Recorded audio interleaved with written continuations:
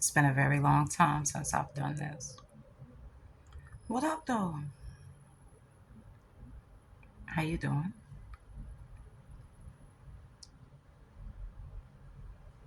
Yeah, I know. I know. It's been a lot, and we're gonna get to all of that. We're gonna get to that. I'm being pulled here with you. I'm happy to see you. I'm happy to be seen, and I have a lot to say, but I'm gonna try my best to keep it brief. I'm on the tail end of a conversation with my best, and it was one of those moments where you are comfortable and the free flow um, ended up putting you up on something that you wouldn't have explored without a reflection to look at. And so I'm gonna allow that to ripple, right? We were speaking about generations and our experience with 19 like the 80s and 90s, like like the 80s and 90s, right?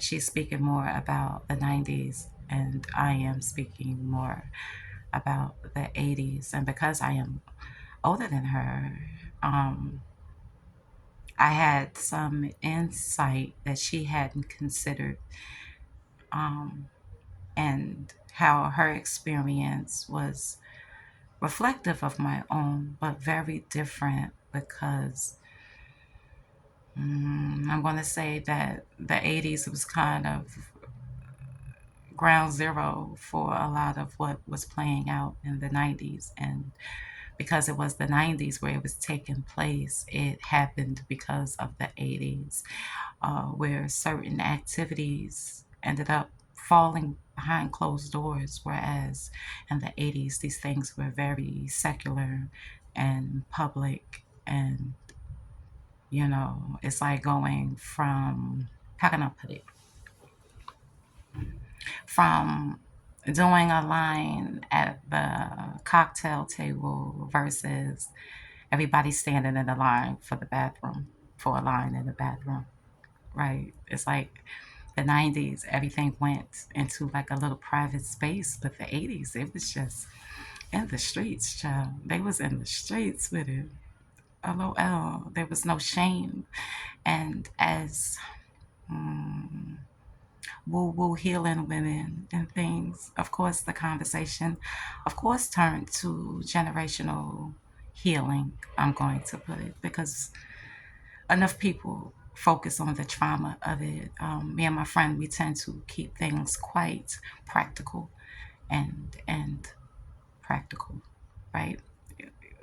Okay, all of these information, how can you use it? What did we learn, right? What do we learn and how do we apply it? And it is so much of what our path has been like, healing the child and teenager and ancestors and forgiveness and parents and grandparents. And, everyone has a boss, everyone has a mom, everyone has a pain. It seems to be a part of the human experience, a pain, right? Um, yes, and how the generations deal with it is very, very different. And it kind of snowballed into, like I said, a conversation about healing, about how things that aren't stereotypically thought of as healing is very much healing to these paradigms, i.e., talking with your friends, talking with your peers, talking with your community, speaking with each other is a very powerful healing tool because when you talk about things, they're out there, right? We have cell phones and technology in our hands and pockets, and we live in a very mercurial world. We talk about things, we talk to each other, we communicate through memes and shenanigans mostly, but we do communicate, which is how we are having these collective conscious conversations. And by collective conscious, there's a lot of layers to that, but we're going to use that as an umbrella, right? Because I'm trying to talk about these things without making the video about those things, right? But I have to put things on the desktop in order for you to know what we're looking at, and like, right? But I want to go into the practical ways that we heal. Yes, conversation, we very much develop by standing in the mirror and checking our nose for a booger. You know what I'm saying? It's very important to the healing process to understand that you aren't alone, and pain, suffering isn't sacred. You know, you're not like a snowflake, because life fucking hurts. And oftentimes in ways that you didn't necessarily orchestrate, but at the same time, are experiencing the life that you selected so that you will have these tools and modalities for what you're doing for the following generation. Now, I am at the end of Generation X and the beginning of the millennials, right? Um, but I don't really move like Generation X. But I was very much a latch kid, latch door kid. You know what I mean? You just raise yourself. You do the best you can. You know what I mean? You do what you can. To the millennials, where we have technology and able to research and educate ourselves. And then I have a child. My firstborn is of the following generation, of the Generation Zs, right? And then I also have an alpha, right? And so I have a very unique position of perspective. As my friend would put it, I'm on the roof of the house versus climbing the stairs, where from here I can see a lot of things. Of course, what my elders and ancestors experienced, because I was certainly the elders' favorite my whole life. I've always sat at the hem of the elder, so that I have real life accounts to these decades, these generations, these spaces. A disconnect that a lot of people find in reviewing history is like, well, it's the past, that shit don't matter, or it's just out disconnected dates because you didn't exist and you don't have anything personal to sit in and ground yourself in to resonate with what 1937 was like. You can hear about what happened in 1937, but unless you have anchoring point for love, wisdom, and understanding, the knowledge don't really hit, right? And so we're connecting, yes, global events or history, as it were, but we're sitting it on top of generational healing, right? You can't know what you're healing unless you know what hurt, because in finding what hurt, there you can alchemize the antidote, so that the next generations, what we on betas now, ain't that what the 2020 babies are? It's another generation anyway, so that they don't have to live in a world where they do not know how to identify themselves. They don't have vocabulary to identify, because that's what my daughter's generation is into, right? They'll respect the shit out your pronouns, but disrespect the shit out your sneakers. They're really fucking interesting. Now we have words like narcissist and empath and neurodivergent and neurotypical. They have understand that the difference between sexuality and identity, and how that plays out, and they speak about the roles they are to play in society and all of those sorts of things, right? I promise I'm talking about something. I think a squirrel just dropped something. Anyway, of course, I'm sitting in the window. I usually am. we're using this perspective. It's been a long time since I did this. Let me ramble. I felt like talking. I haven't said nothing to you. Now I'm talking. Let me talk. Now that squirrel just animal medicine since it's appearing in the midst of me attempting this conversation. The animals and things that are around you be giving you antidotes and things. I'm grateful to the ancestor that is the squirrel. Peace to my kin.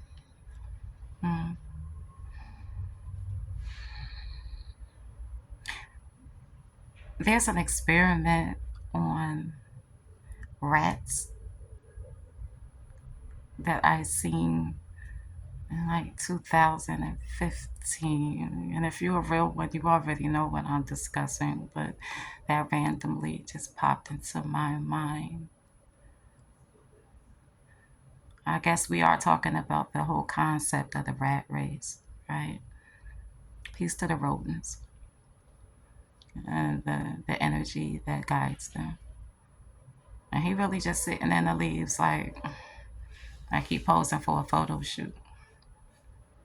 The observation is no different than the observer, right? What are we discussing?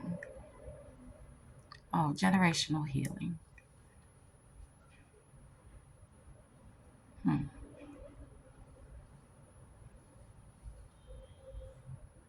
Conversation to find out, to identify with, to listen to my descendants, to learn from the newer generation. It is important to identify yourself, even though, yes, you are a very you, very unique you, but there are others like you.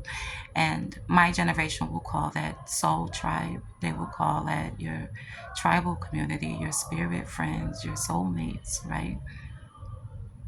Finding them is so important. And though labels have their limitations, they also have their PowerPoints. They certainly have their PowerPoints.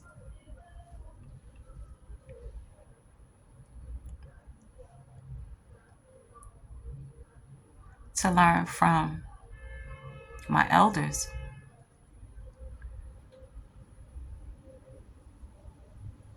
is that doing something is better than doing nothing. I realized that my elders were the last generation of beings who lived in a world where love didn't exist, and where people's heart chakras weren't, that wasn't a thing. They were the last generation who existed in the world before Christ consciousness returned.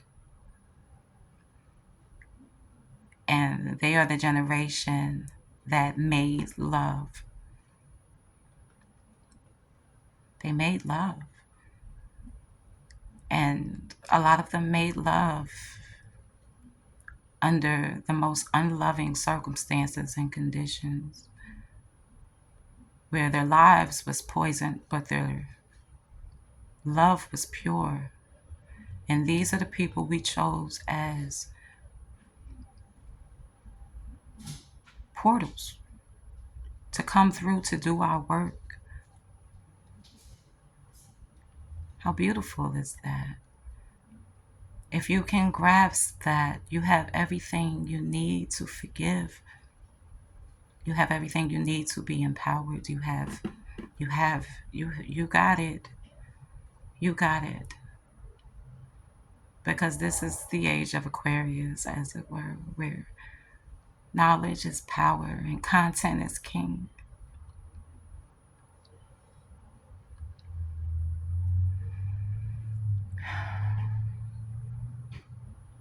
I feel like I have more to say.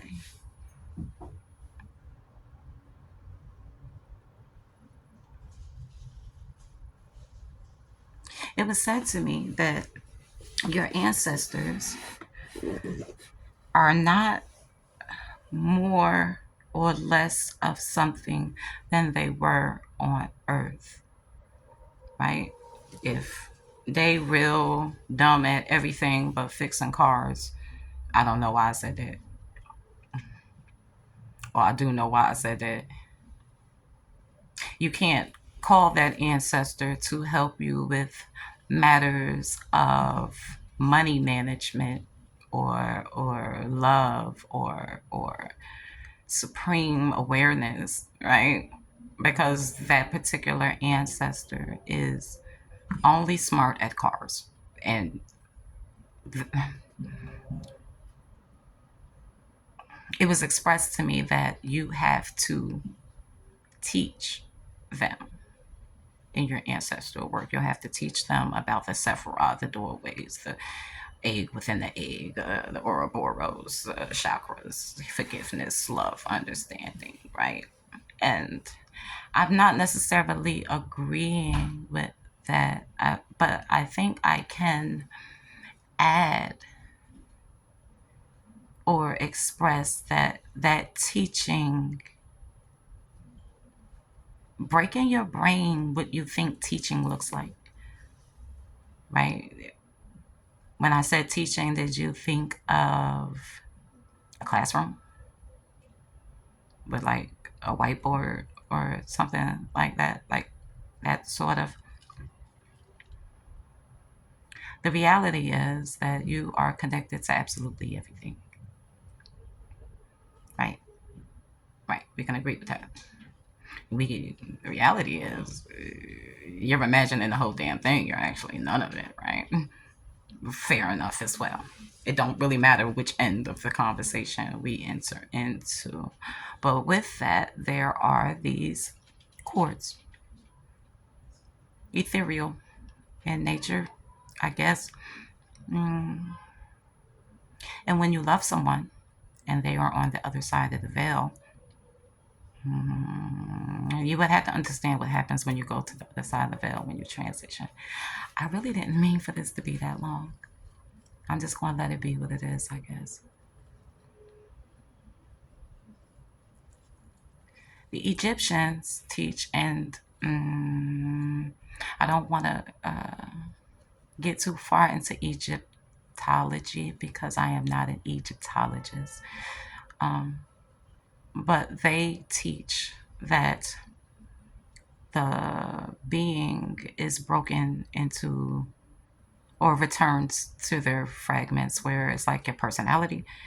That's one version of yourself, and then there's your mental space, right? And then it's like your love, and then it's like your soul, and then it's like your spirit. Meaning, when you go through the veil, there's different portions of you. Yes, the part of your loved one that you knew, that you resonate with, that you loved, that you miss, that would be their personality. And no, you cannot get anything more from their personality or that aspect of their being than what they were in life. But there are aspects of their being that passed the heart wearing ceremony somewhere on the timeline, because that is the ultimate destination for us all, right? Because time is an illusion. It don't matter. Somewhere they are Buddha. Somewhere they are Krishna. Somewhere they are Christ. That happens. It counts, right? And so there's a part of them that has been guiding them, the personality, and they failed to pass whatever. I am not here to be the scales or place my feather upon it. I'm just trying to explain. It's been a long time since I made a video. I'm checking in with you. Are you okay? We 20 minutes in, and all right. There is also aspects of them, if they are blessed, right, that are not dealing with those sorts of limitations, right? Because we're trying to understand something that is very complex. And the best way we can do it is to break it into damn sections, right? And so at the same time, I can't have a different experience with this ancestor that's no longer here that's really dumb at everything but cars. If I call him, he'll tell me it's whether it's my carbonated car.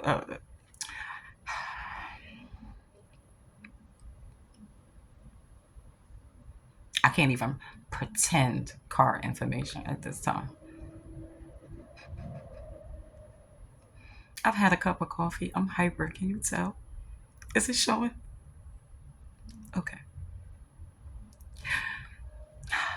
He'll be able to tell me whether it's my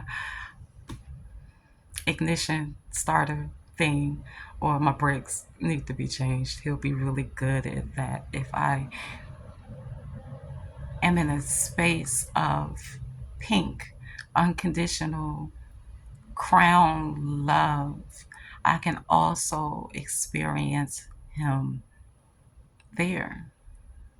If I am in the oneness of my soul, I will also find him there, and there is wisdoms there in that. And whether or not they are aware of all of that, I guess it can be taught. And here we come back to what I'm saying. That teaching isn't a classroom in the earthly sense, or at least it hasn't been for me. My healing ancestral work often comes from observing from my center, able to touch my roots and my crown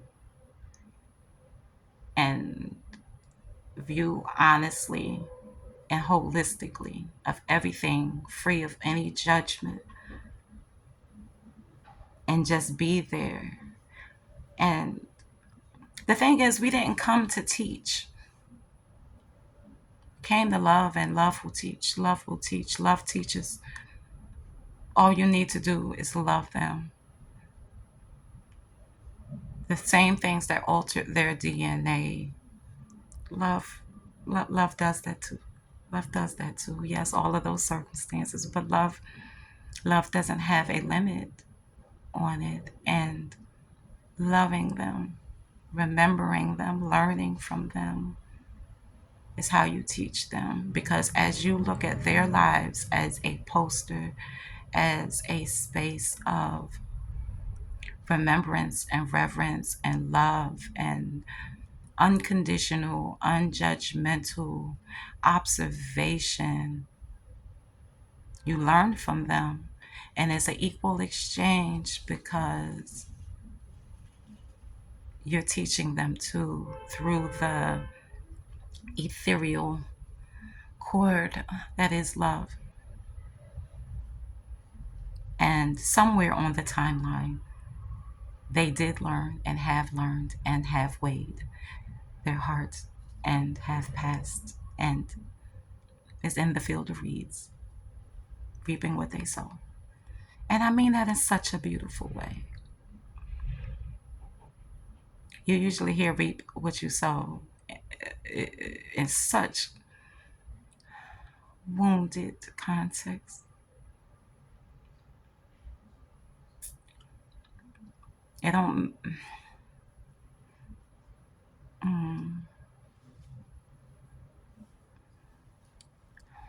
I have more to say. I haven't talked in a while.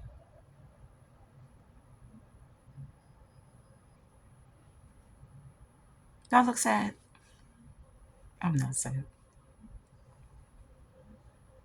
I always come back.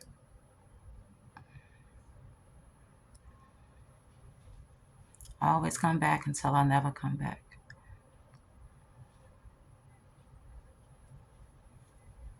Bars.